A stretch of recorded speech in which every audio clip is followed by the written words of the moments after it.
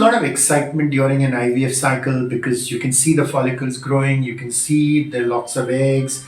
The doctor shows you photographs of your embryos, he puts the embryo back and you're excited. Oh great, am I pregnant or not? Will I get pregnant or not? Of course I'm going to get pregnant. It was such a good embryo. The doctor was so optimistic, so positive. My endometrium was beautiful. Yes, of course this embryo is going to implant.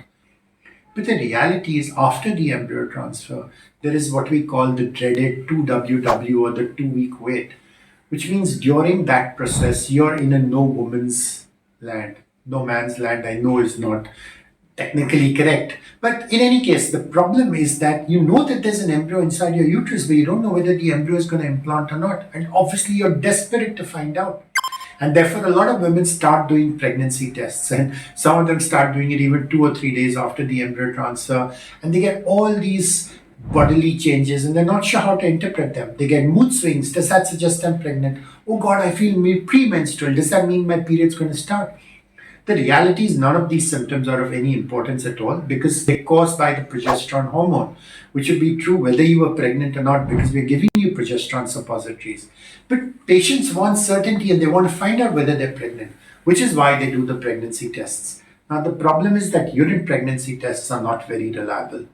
A positive test is helpful, but there are lots of unreliable tests, and not all the tests are accurate, and not all patients do these tests accurately. So that's one problem.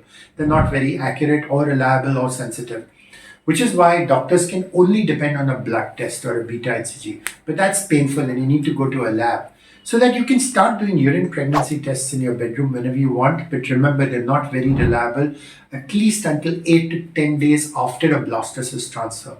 And even if the test is negative, that does not necessarily mean you're not pregnant.